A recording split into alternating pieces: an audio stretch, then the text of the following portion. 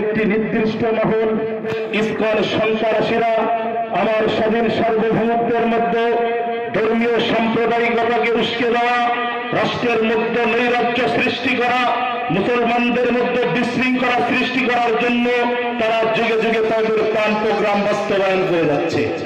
মুহতারাম হাজিরিন, তারাই তাদের প্ল্যান প্রোগ্রামে কতটুকু সফল কাম হবে সেটা তারাই ভালো জানে, তারাই ভালোই বলতে পারবে। কিন্তু তাদের বর্তমান পরিস্থিতিতে তারা মুসলমানদেরকে যেভাবে উস্কে দিচ্ছে, ধর্মীয় সাম্প্রদায়িকতাকে যেভাবে উস্কে দিচ্ছে, এর দ্বারা বাংলাদেশের মুসলমান স্পষ্টভাবে একটা জিনিস বুঝতে পারছে।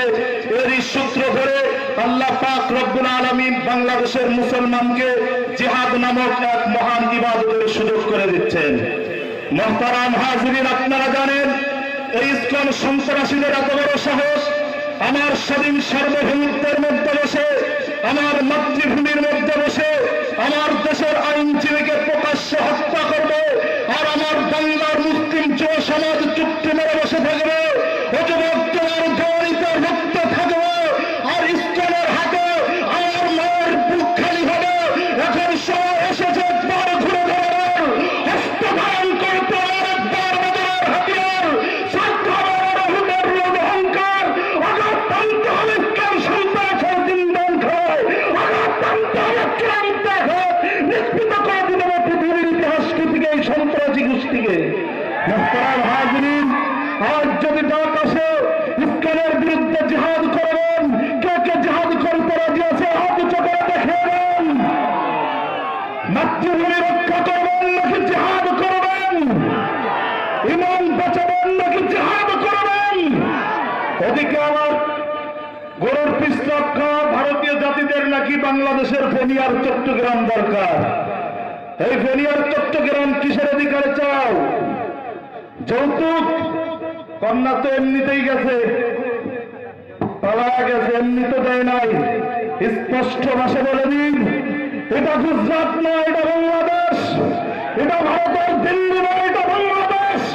৭১ স্বাধীনতা আন্দোলন সাক্ষী, ৬৯ গণবর্ধন সাক্ষী, ৫২ ভাষা আন্দোলন সাক্ষী, ২৪ বৈষম্য আন্দোলন সাক্ষী। যারাই বাঙালি জাতির অধিকার নিয়ে ছিনিয়ে দেখেছে, এদেশের মানুষের মাতৃভূমি ছিনিয়ে নেওয়ার চেষ্টা করেছে, এদেশের মানুষ বসে থাকে নাই, সকল ষড়যন্ত্রের দল ছিন্ন বিচ্ছিন্ন করে বাঙালি জাতির অধিকার আদায়ের জন্য, তাদের ভাষা আদায়ের জন্য, মাতৃভূমি রক্ষা দেওয়ার জন্য এমন তীব্র রিয়াকশন দিয়েছে। সকল জালিম স্বৈরাচারী এদেশ থেকে লাশ গুটিয়ে পড়াতে বাধ্য হয়েছে।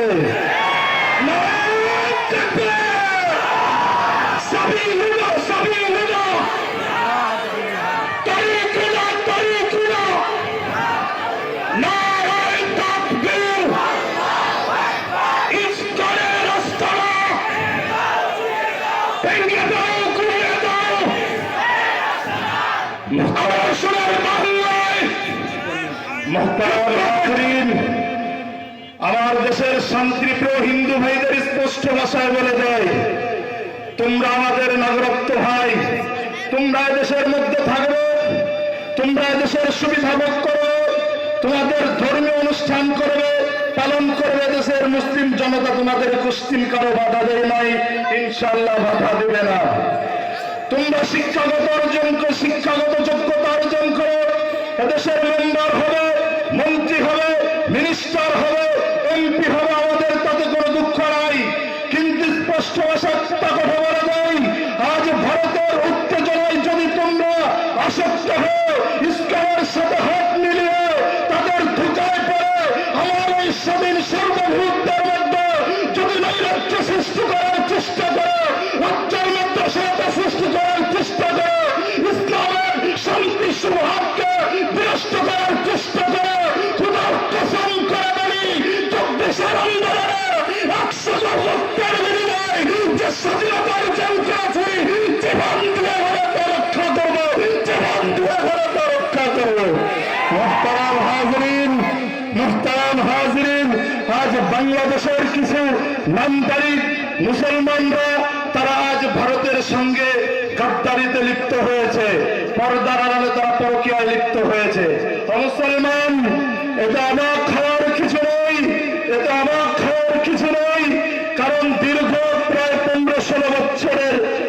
সম্পর্ক তাদের এটা সহজে বলা যাবে না, কিন্তু এই দাদা বাবুদের সহ তাদেরকে স্পষ্ট ভাষায় বলে দেয় তাদের মেরুদণ্ড ভেঙে গিয়েছে, সেগুলো ঠিক করার চেষ্টা কর।